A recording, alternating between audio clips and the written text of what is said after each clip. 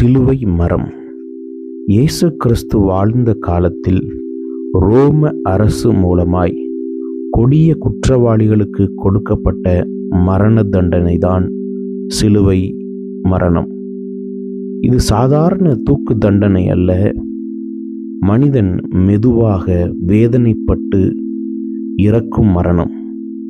அடிமைகள், கொலைகாரர்கள், கொள்ளைக்காரர்கள், கலகக்காரர்களுக்கு இந்த தண்டனை கொடுக்கப்படும்.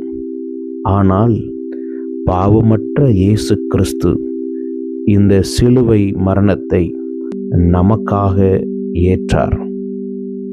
அவர் தன் தோள்களில் கனமான மரத்தை சுமந்து கொல்கதா மலையில் சென்றார்.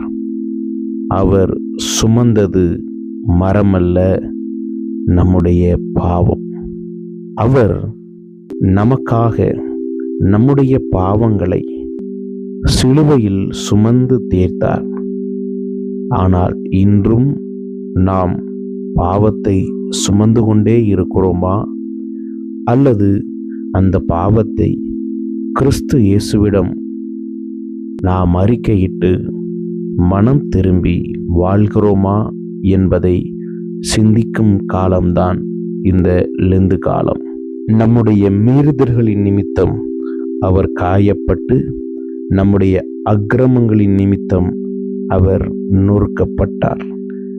நமக்கு சமாதானத்தை உண்டு பண்ணும் ஆக்கினை அவர் மேல் வந்தது. அவருடைய தழும்புகளால் குணமாகிறோம். ஏசாயா தீர்க்க தரிசன புஸ்தகம் 53 அதிகாரம் 5வது வசனம்.